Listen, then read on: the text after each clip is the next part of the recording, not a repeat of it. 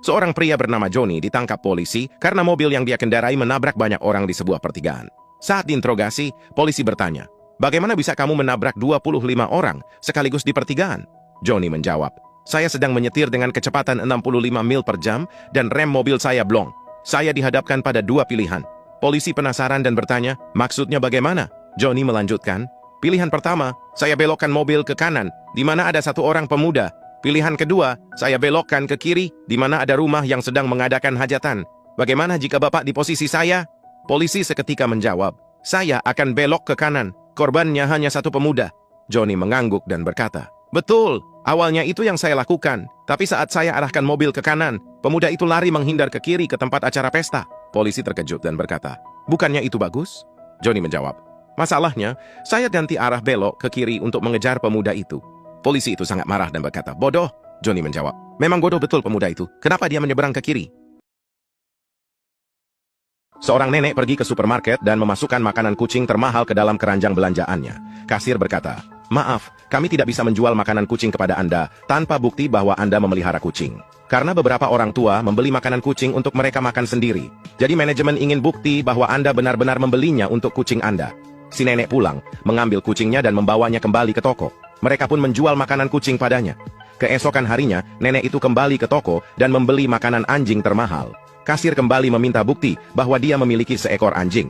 Dia pulang, kembali dengan membawa anjingnya. Dan mereka pun memberinya makanan anjing. Keesokan harinya, nenek itu datang ke toko dengan membawa sebuah kotak berlubang. Dia meminta kasir untuk memasukkan jarinya ke dalam lubang. Kasir berkata, "Tidak, jangan-jangan ada ular di dalam." Nenek itu meyakinkannya bahwa tidak ada apapun di dalam kotak itu yang akan menggigit. Jadi kasir memasukkan jarinya ke dalam kotak, mengeluarkannya dan berkata, "Baunya seperti sampah."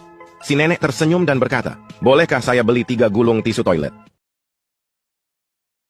Suatu pagi di dalam kelas, seorang guru meminta murid-muridnya untuk menggambar sesuatu yang menakutkan bagi mereka di papan tulis. Tony datang ke papan tulis dan menggambar garis zigzag. Guru bertanya, "Apa itu, Tony?" "Petir," jawab Tony. "Bagus, Tony. Tapi menurut ibu, itu tidak terlalu menakutkan." Kemudian Mia maju ke depan dan menggambar sesuatu yang mirip ledakan. "Apa itu?" tanya guru. "Guntur," jawab Mia. Guru berkata, "Kerja bagus, Mia. Tapi menurut ibu, masih ada yang lebih menakutkan daripada guntur." Kelas menjadi hening. Tidak ada yang berani maju ke depan, bahkan Johnny kecil pun tampak takut dipanggil. Sampai-sampai dia menghindari kontak mata dengan Bu Guru. Namun, Bu Guru melihat ke arah Johnny dan berkata, "Bagaimana denganmu, Johnny? Buatkan ibu suatu gambar yang menakutkan." Akhirnya Johnny, murid legendaris, datang ke papan tulis dan menggambar sebuah lingkaran. "Apa itu?" tanya guru kepada Johnny. "Bulan," jawab Johnny. "Oke, apa yang menakutkan dari bulan?" tanya guru cukup penasaran. "Aku sih nggak takut, Bu," kata Johnny. "Tapi kakak perempuanku melewatkan 3 bulan. Itu membuat dia panik." Seorang pemuda sedang duduk di metro mini. Tak lama kemudian naiklah seorang anak kecil bernama Johnny.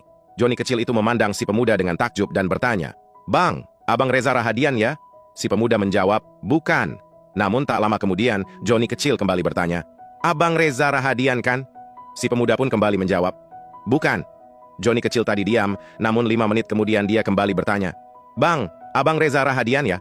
Si pemuda menjawab, "Bukan, saya bukan Reza Rahadian." Karena kesal, si pemuda turun dari metro mini dan pindah naik bis kota. Namun, rupanya Johnny kecil tadi mengikuti dan pindah ke bis kota yang sama, lalu duduk di belakangnya.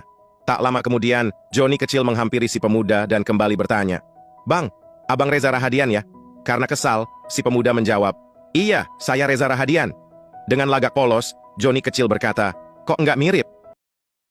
3 orang musafir di tengah perjalanannya menyadari bahwa makanan yang tersisa hanya 1 helai roti dan seteguk air di kendi. Mereka bertengkar soal siapa yang berhak makan dan minum perbekalan tersebut. Setelah malam tiba, seorang musafir mengusulkan agar semuanya tidur dan berkata, "Saat bangun besok, kita ceritakan mimpi kita. Orang yang punya mimpi paling menakjubkan berhak atas bekal ini." Pagi berikutnya, semuanya bangun.